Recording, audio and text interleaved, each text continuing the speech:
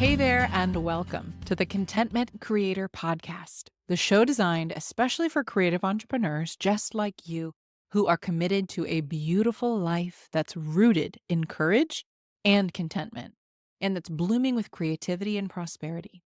I'm your host, Ellen Broin, a certified life coach, a singer, a mother, and a lover of alliteration, dogs, and deep conversation.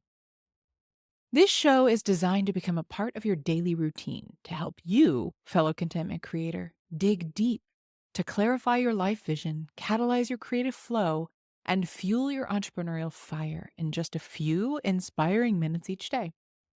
Each Monday, we talk about conscious living, and today's episode is all about how to be more courageous without waiting for fear to disappear. We like to think of courage as something big, bold, dramatic.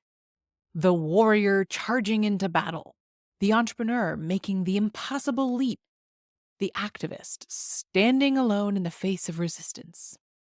And sure, those are all acts of courage, but they're not the only ones. Because the most courageous people I know, they're not fearless. In fact, they feel fear deeply. The difference is that they understand fear isn't the enemy. I don't believe in fearlessness. I think it's utter nonsense. The bravest people in history, the ones we hold up as symbols of strength, were full of fear, and yet they still chose to act. That's what courage is, cultivating a different relationship to our fear, not eliminating it. So if courage isn't about eliminating fear, what is it really? I think it comes down to conscious courage, learning to understand that fear helps us identify an area of ourselves that calls for more growth, a chance to practice choosing to lean in, to develop a new muscle. Conscious courage isn't reckless or about doing things just because they scare us. I know plenty of people who are the equivalent of adrenaline junkies in their businesses, who take risks and almost gamify their fear by testing themselves. That's not really what I'm talking about. To me, courage isn't about proving something. It's about being deeply conscious of our fear, sitting with it, understanding it, and then making a choice from our highest commitments. I once heard that fear and excitement feel almost identical in the body. Same heart rate increase, same adrenaline rush. The only difference? In our body, it's the breath. In our minds, it's the story we tell ourselves about what's happening. Courage is about breathing through it and rewriting that story in real time. It's shifting from, this is terrifying, I can't do this, to, this is terrifying, and I'm choosing to do it anyway. And sometimes courage looks like stillness. One question I've been chewing on for literally years is, what's the difference between courageously moving through fear and our inner resistance and our bodies just telling us, no, this isn't right? Which voice is which? What do they each feel like? I'm still exploring that. But for me, one of the things I've distinguished about courage is what it feels like in the quiet moments. Staying in the hard conversation instead of shutting down or walking away. Sitting with our truth when it would be easier to just conform. Allowing ourselves to be seen fully, authentically, when the fear of rejection looms large. On the other side of showing up with courage, we feel alive, aligned, and connected. So, if we want to be more courageous, where do we start? First, we stop waiting for the fear to go away. It's not going anywhere.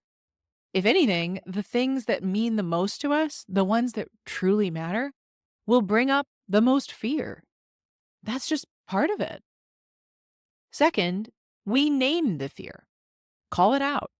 When we shine a light on it, it loses some of its power. And third, we reframe. Instead of waiting for fear to leave, we walk alongside it. Instead of seeing it as a stop sign, We treat it as a compass because fear doesn't show up for things that don't matter. I would consider myself a pretty courageous person. It takes a certain level of courage to perform on stages, to start a business, to marry, to have kids, to make big life changes and do the big stuff. But if you were to know me deeply, you would know that being in relationship with me means that realness is of the highest importance to me. Saying the real thing, asking the real thing. When I think of the most courageous moments in my life, the highlight reel of accomplishments don't compare to the conversations I've opened up with loved ones that make my heart race and armpit sweat. That's regularly who I am for people.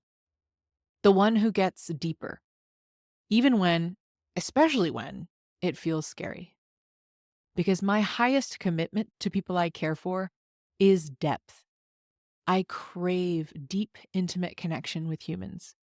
And to have that requires practicing courage over and over again. So maybe if we want to wrap this episode up with a little bow, it's this.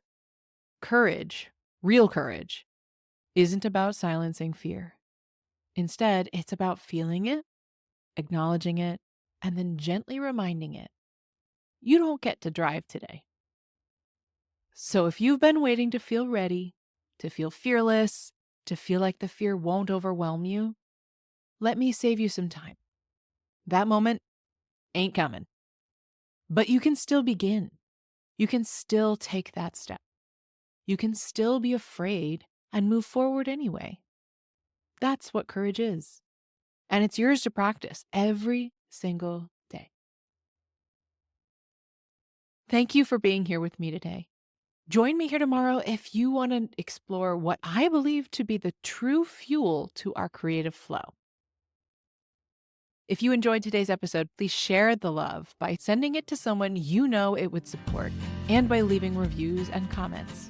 It would truly mean the world to me to hear from you and to support those you care about.